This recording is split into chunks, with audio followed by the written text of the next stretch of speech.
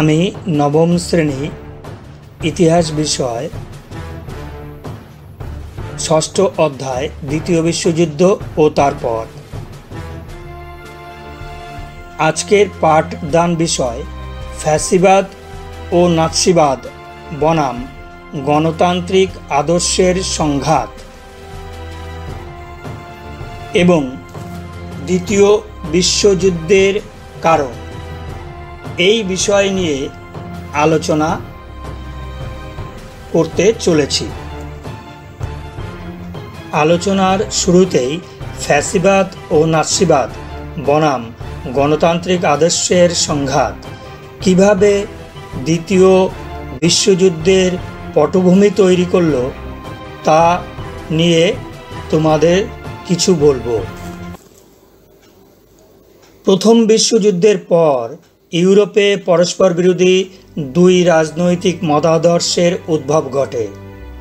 একদিকে গণতান্ত্রিক আদর্শ এবং অন্যদিকে জার্মানিতে হিটলারের নেতৃত্বে নাৎসিবাদী ও ইটালিতে মুসোলিনির নেতৃত্বে ফ্যাসিবাদী একনায়কতান্ত্রিক আদর্শ। এই দুই পরস্পর বিরোধী মতাদর্শের সংঘাত দ্বিতীয় বিশ্বযুদ্ধকে অনিবার্য করে তুলেছিল। প্রথম বিশ্বযুদ্ধের পর ইউরোপের অধিকাংশ দেশে জাতীয়তাবাদ ও গণতান্ত্রিক ভাবধারার প্রসার ঘটে। Poland, Romania, Czechoslovakia, Yugoslavia, Austria, তুরস্ক, জার্মানি, গ্রিস প্রভৃতি দেশে প্রজাতান্ত্রিক সরকার প্রতিষ্ঠিত হয়। 1914 খ্রিস্টাব্দে 5টি এবং 1919 খ্রিস্টাব্দের মধ্যে 16টি দেশে প্রজাতন্ত্র প্রতিষ্ঠিত হয়। নব্য প্রতিষ্ঠিত এই সকল গণতান্ত্রিক সরকারের উপর মানুষের প্রত্যাশা ছিল গগনচুম্বী, কিন্তু সদ্য প্রতিষ্ঠিত এই সকল নব্য গণতান্ত্রিক সরকারগুলির অভিজ্ঞতার অভাব এবং প্রথম বিশ্বযুদ্ধ ও 1929 খ্রিস্টাব্দে বিশ্বব্যাপী অর্থনৈতিক মহামন্দার অভিঘাতে চরম খাদ্যাভাব, দারিদ্র্য, মুদ্রাস্ফীতি, বেকারত্ব, দ্রব্যমূল্য বৃদ্ধি প্রভৃতির ফলে গণতান্ত্রিক রাষ্ট্রগুলি জনগণের প্রত্যাশা পূরণে ব্যর্থ হয়েছিল। ইউরোপবাসী গণতান্ত্রিক সরকারের প্রতি ধীরে ধীরে আস্থা হারাতে বসেছিল। এই অবস্থায় ইটালিতে মুসোলিনি এবং জার্মানিতে হিটলার প্রমুখ ফ্যাসিবাদী ও নাৎসিবাদী একনায়কতন্ত্রী নেতারা গণতান্ত্রিক সরকারগুলির বিরুদ্ধে লাগাতার প্রচার, গণতন্ত্রের ত্রুটি বিচ্যুতি উচ্চ কণ্ঠে তুলে ধরা এবং জনগণকে প্রলোভনমূলক মিথ্যা প্রতিশ্রুতির স্বপ্ন দেখিয়ে ফ্যাসিবাদ ও নাৎসিবাদ কায়েম করতে তৎপর হন। এর ফলে দ্বিতীয় বিশ্বযুদ্ধের প্রাক্কালে সমগ্র ইউরোপ জুড়ে ফ্যাসিবাদ ও নাৎসিবাদ বনাম গণতান্ত্রিক আদর্শের সংঘাত তীব্রতর হয়ে ওঠে। এখন বলি যে ফ্যাসিবাদ ও নাৎসিবাদ বনাম গণতান্ত্রিক আদর্শের সংঘাতের ক্ষেত্রগুলি কি সেই সম্পর্কে। প্রথমেই বলি যে জার্মানি ও ইতালি উভয়ই দেশই ভার্সাই সন্ধির বিরোধিতা করেছিল। ইতালি তার বহু আকাঙ্ক্ষিত আড্রিয়াটিক সাগরের উপকূলে অবস্থিত ফিউম বন্দর ও আলবানিয়া এবং যুগোস্লাভিয়ার ডালমাসিয়া লাভে বঞ্চিত হয়েছিল ইউরোপীয় গণতান্ত্রিক রাষ্ট্রগুলির বিরোধিতায়। অন্যদিকে গণতান্ত্রিক মিত্র শক্তিবর্গ ভার্সাই সন্ধির মাধ্যমে জার্মানিকে যুদ্ধাপরাধী বলে ঘোষণা করে তার উপর বিপুল ক্ষতিপূরণের বোঝা প্রায় 660 কোটি পাউন্ড অর্থমূল্য ধার্য করেছিল, আত্মনিয়ন্ত্রণের অধিকার হরণ করেছিল, জার্মানির সামরিক ক্ষমতা হ্রাস করেছিল। তাই ইটালি ও জার্মানি ভার্সাই সন্ধির শর্ত লঙ্ঘন করে আগ্রাসী নীতি গ্রহণ করতে বাধ্য হয়ে উঠেছিল। দ্বিতীয়ত বলা যায় যে স্পেনের গৃহযুদ্ধ ফ্যাসিস্ট শক্তির সমর্থন লাভ গণতন্ত্রের বিরুদ্ধে ফ্যাসিবাদী শক্তির জয়যাত্রাকে সূচিত করল। স্পেনের গৃহযুদ্ধে গণতন্ত্রী সরকারের বিরুদ্ধে সমরবাদী এক নায়ক ফ্রাঙ্কোকে জার্মানি ও ইতালির সামরিক সাহায্য দানের মাধ্যমে ইউরোপীয় রাজনীতিতে গণতন্ত্র বনাম ফ্যাসিবাদের মধ্যে মেরুকরণ প্রক্রিয়া আরও প্রকট হয়ে ওঠে। এই গৃহযুদ্ধে ইংল্যান্ড, ফ্রান্স সহ গণতান্ত্রিক রাষ্ট্রগুলি প্রজাতান্ত্রিক সরকারের পক্ষ নেয় এবং বিপরীতে নাৎসি জার্মানি ও ফ্যাসিস্ট ইতালি ফ্রাঙ্কো বাহিনীকে সমর্থন করে। এই গৃহযুদ্ধে বিভিন্ন দেশের অংশগ্রহণ ব্যাপক মারণাস্ত্রের ব্যবহার ঘটায়। অনেকেই যুদ্ধকে দ্বিতীয় বিশ্বযুদ্ধের মহড়া বলে অভিহিত করেছেন। শেষ পর্যন্ত এই গৃহযুদ্ধে ফ্যাসিস্ট শক্তিরই জয় ঘোষিত হল। স্পেনের গৃহযুদ্ধে জয়লাভের পর ফ্যাসিস্ট শক্তির আগ্রাসী মনোভাব বেড়ে যায়। 1936 খ্রিস্টাব্দে ইতালি আবিসিনিয়া, ওই একই বছরেই অর্থাৎ 1936 খ্রিস্টাব্দে জাপান চীনের মাঞ্চুরিয়া, ভার্সাই সন্ধি ও লোকার্নো চুক্তি প্রতিশ্রুতি ভঙ্গ করে জার্মানির রাইন অঞ্চলে সৈন্য সমাবেশ ঘটায়। 1936 সালে 1938 খ্রিস্টাব্দে চেকোস্লোভাকিয়া, অস্ট্রিয়া ও লিথুয়ানিয়ার মেমেল বন্দর দখল করে। ইউরোপের গণতান্ত্রিক রাষ্ট্রগুলি ফ্যাসিস্ট শক্তির এই আগ্রাসী নীতির প্রতিবাদ জানায়। ফ্যাসিস্ট শক্তিগুলির আগ্রাসী ক্রিয়াকলাপ তাদেরকে একে অপরের কাছাকাছি নিয়ে এসেছিল। সাম্যবাদী সোভিয়েত রাশিয়ার বিরুদ্ধে মুসোলিনি ও হিটলারের মধ্যে সখ্যতা গড়ে ওঠে 1936 খ্রিস্টাব্দের নভেম্বরে রোম বার্লিন চুক্তি স্বাক্ষরের মাধ্যমে। 1936 খ্রিস্টাব্দের নভেম্বরে জার্মানি ও জাপানের মধ্যে সাম্যবাদ বিরোধী চুক্তি স্বাক্ষরিত হয়। 1937 খ্রিস্টাব্দে ইতালি সাম্যবাদ বিরোধী অ্যান্টি কমিনটার্ন প্যাক্টে যোগ দিলে গড়ে ওঠে রোম বার্লিন টোকিও অক্ষ চুক্তি। এই চুক্তি ছিল ইউরোপে গণতন্ত্র সাম্যবাদ বিরোধী অক্ষ শক্তি জোট। অপরদিকে ইংল্যান্ড, ফ্রান্স, রাশিয়া ও মার্কিন যুক্তরাষ্ট্রকে নিয়ে গড়ে ওঠে মিত্র শক্তি জোট, যারা গণতান্ত্রিক মতাদর্শের অনুসারী ছিল। এইভাবে এই দুটি পরস্পর বিরোধী রাষ্ট্র জোটের মধ্যে আদর্শের সংঘাত দ্বিতীয় বিশ্বযুদ্ধকে অনিবার্য করে তুলেছিল। আমি এত সময় তোমাদের ফ্যাসিবাদ ও নাৎসিবাদ বনাম গণতন্ত্রের সংঘাত বিষয়ে আলোচনা করলাম। আলোচনার বিষয়বস্তু তোমাদের বোঝার সুবিধার্থে, জানার সুবিধার্থে পাঠিয়ে দেয়া হলো।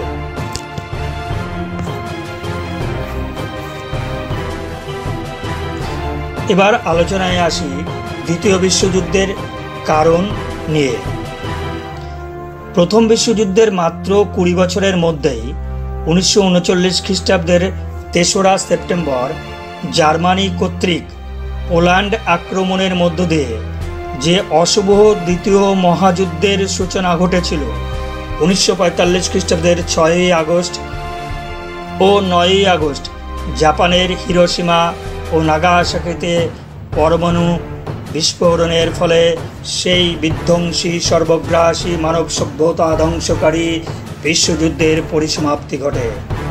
আন্তর্জাতিক রাজনীতির ক্ষেত্রে এই মারাত্মক পরিণতির জন্য বহুবিধ উপাদান দায়ী ছিল। প্রথমেই বলা যায় ভার্সাই সন্ধির ত্রুটি নিয়ে। প্রতিশোধ স্পৃহাকে চরিতার্থ করার জন্য বিজয়ী মিত্র শক্তিবর্গ পরাজিত জার্মানির উপর বিপুল আর্থিক ক্ষতিপূরণের বোঝা চাপিয়ে দিয়ে সামরিক দিক থেকে হীনবল করে তার উপনিবেশগুলি কেড়ে নিয়ে তাকে পঙ্গু করে তুলেছিল। ভার্সাইয়ের জবরদস্তিমূলক সন্ধিতে জার্মানির অবমাননা জার্মান জাতির মধ্যে প্রতিশোধ স্পৃহাকে জাগিয়ে তুলেছিল। তার ফলেই দ্বিতীয় বিশ্বযুদ্ধের সূচনা হয়। এজন্য ঐতিহাসিক E.H. কার বলেছেন, the treaty of Versailles showed the seeds of World War II। দ্বিতীয়ত বলা যায় হিটলার চেয়েছিলেন পূর্ব ইউরোপে জার্মান সাম্রাজ্যের বিস্তার ঘটিয়ে জার্মানবাসীর জন্য লেবেলসরাউম বা বাসস্থানের সম্প্রসারণ ঘটাতে। এই অতৃপ্ত জাতীয়তাবাদকে চরিতার্থ করতে নাৎসি দলের ক্ষমতা দখলের মধ্য দিয়ে জার্মানিতে প্রাক যুদ্ধকালীন সামরিক তৎপরতা বৃদ্ধি পেয়েছিল। তৃতীয়ত দ্বিতীয় বিশ্বযুদ্ধের অন্যতম প্রধান কারণ ছিল জার্মানি, ইতালি ও জাপানের উগ্র জাতীয়তাবাদী নীতি। হেরেনভক তত্ত্বে বিশ্বাসী হিটলার মনে করতেন জার্মানরাই হলো বিশ্বের শ্রেষ্ঠ জাতি, অন্যান্য জাতির উপর জার্মানদের প্রভুত্ব করার অধিকার রয়েছে। এই উগ্র জাতীয়তাবাদী মানসিকতাকে অবলম্বন করে হিটলার একের পর এক রাইন অঞ্চলে সৈন্য সমাবেশ, চেকোস্লোভাকিয়া দখল, পোল্যান্ড আক্রমণ করলে দ্বিতীয় বিশ্বযুদ্ধ অনিবার্য হয়ে ওঠে। এজন্য E.L. উডওয়ার্ড বলেছেন, দ্বিতীয় বিশ্বযুদ্ধ হিটলারের যুদ্ধ। তিনি এই যুদ্ধের পরিকল্পনা করেছিলেন, তিনিই শুরু করেছিলেন এবং শেষ পর্যন্ত তিনিই পরাজিত হয়েছিলেন। শুধু হিটলারের সাম্রাজ্যবাদী আগ্রাসন নয়, 1931 খ্রিস্টাব্দে জাপানের মাঞ্চুরিয়া অধিকার, 1934 খ্রিস্টাব্দে ইটালির আবিসিনিয়া অধিকার প্রভৃতি ঘটনা তাদের আগ্রাসী মনোভাবকে বহুগুণ বাড়িয়ে তুলেছিল। পঞ্চমত বলা যায়, ঔপনিবেশিক প্রতিদ্বন্দ্বিতা দ্বিতীয় বিশ্বযুদ্ধের অন্যতম কারণ হিসেবে চিহ্নিত করা যায়। তোষণ নীতির দ্বারা ইংল্যান্ড ও ফ্রান্স পশ্চিম ইউরোপের বদলে পূর্ব ইউরোপে রাশিয়ার দিকে হিটলারের অবাধ সম্প্রসারণ চেয়েছিল, কারণ ওইসব ধনতন্ত্রী দেশগুলির কাছে নাৎসি জার্মানি বা ফ্যাসিবাদী ইতালির চেয়ে সমাজতান্ত্রী রাশিয়া ছিল অনেক বেশি বিপজ্জনক। কিন্তু এই তোষণ নীতি হিটলার তথা একনায়কদের শক্তি শুধু বৃদ্ধি করেনি, তাদের আগ্রাসী মনোভাবকে তীব্র করে তুলেছিল। A.J.P. টেলরের মতে ইঙ্গো-ফরাসি তোষণ নীতি ছিল দ্বিতীয় বিশ্বযুদ্ধের অন্যতম কারণ।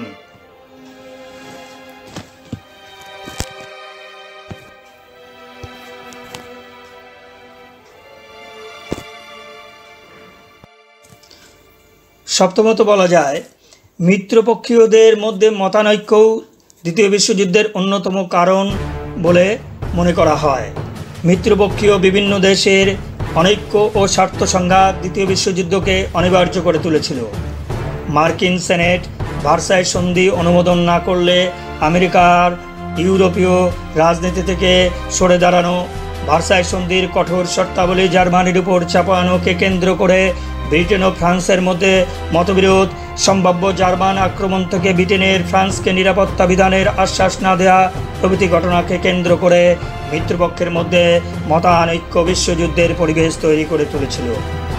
অষ্টমত বলা যায় যে আদর্শগত সংঘাত, অর্থাৎ আন্তর্জাতিক রাজনীতিতে একনায়কতন্ত্রের বিপক্ষে সমাজতান্ত্রিক ও গণতান্ত্রিক মতাদর্শের প্রসার দ্বিতীয় বিশ্বযুদ্ধের পটভূমির রচনায় ইন্ধন জুগিয়েছিল।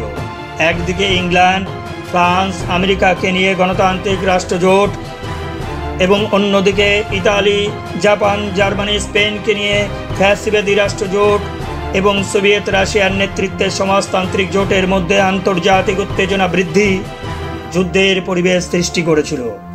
নবমত বলা যায়, দ্বিতীয় বিশ্বযুদ্ধের পূর্বে বিশ্বজুড়ে যে অর্থনৈতিক মহামন্দা দেখা দিয়েছিল, তার ফলে বিশ্ব বাণিজ্য ও শিল্পায়ন প্রক্রিয়া দুর্বল হয়ে পড়ে। বিভিন্ন দেশের দ্রব্যমূল্য বৃদ্ধি চরমে পৌঁছেছিল। বেশ কিছু দেশ এই সমস্যা থেকে দেশবাসীর মুখ ঘুরিয়ে দেওয়ার জন্য যুদ্ধে যোগ দেয়। দশমত বলা যায়, নিরস্ত্রীকরণ সম্মেলনের ব্যর্থতাও দ্বিতীয় বিশ্বযুদ্ধকে অনিবার্য করে তোলে। ভার্সাই সন্ধির শর্তাবলী এবং জাতিসংঘের চুক্তিপত্রে নিরস্ত্রীকরণের উপর গুরুত্ব দেওয়া হয়। 1932 খ্রিস্টাব্দে জেনেভায় নিরস্ত্রীকরণ সম্মেলনে সব সদস্য রাষ্ট্র জার্মানির অস্ত্র হ্রাসের ব্যাপারে একমত হলেও নিজেরা কেউই অস্ত্র হ্রাস করতে সম্মত হয়নি। এর ফলে জার্মানি জাতিসংঘের সদস্যপদ ত্যাগ করে সামরিক অস্ত্রসজ্জা শুরু করলে যুদ্ধের পরিবেশ তৈরি হয়।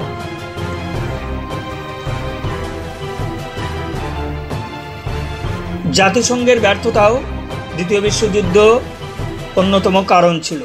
ইতালির আবিসিনিয়া অধিকার, জাপানের মাঞ্চুরিয়া দখল, জার্মানির চেকোস্লোভাকিয়া দখল ও জাতিসংঘের সদস্যপদ ত্যাগ এই সকল রাষ্ট্রের এবং আমেরিকা ও রাশিয়ার জাতিসংঘের সদস্যপদ গ্রহণ না করায় বৃহৎ শক্তিগুলির সমর্থনের অভাবে জাতিসংঘ ব্যর্থ হয়। জাতিসংঘের শোচনীয় ব্যর্থতা দ্বিতীয় বিশ্বযুদ্ধের অন্যতম কারণ ছিল।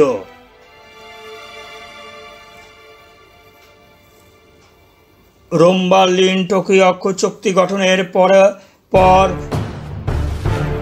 পররাজ্যগ্রাসী ক্ষুধা নিয়ে হিটলার পোলিশ করিডোর দাবি করে। ইংল্যান্ড ও ফ্রান্স হিটলারের এই দাবির বিরোধিতা করে পোল্যান্ডের পক্ষ নেয়। এই চরম মুহূর্তে হিটলার 1939 খ্রিস্টাব্দের 1 সেপ্টেম্বর পোল্যান্ড আক্রমণ করলে ইঙ্গ ফরাসি জোট পোল্যান্ডের পক্ষে যোগ দিলে দ্বিতীয় বিশ্বযুদ্ধের সূচনা ঘটে। পরবর্তীকালে সোভিয়েত ইউনিয়ন ও মার্কিন যুক্তরাষ্ট্র যোগ দিলে বিশ্বযুদ্ধ ভয়াবহ আকার ধারণ করে, যার পরিসমাপ্তি ঘটে 1945 খ্রিস্টাব্দে অক্ষ শক্তির পরাজয়ের মাধ্যমে। আমি এত সময় তোমাদের দ্বিতীয় বিশ্বযুদ্ধের কারণ নিয়ে আলোচনা করলাম। তোমাদের বোঝার সুবিধার্থে, জানার সুবিধার্থে আমি বিষয়বস্তু পাঠিয়ে দিলাম। আজকে এই পর্যন্ত সমাপ্ত করলাম।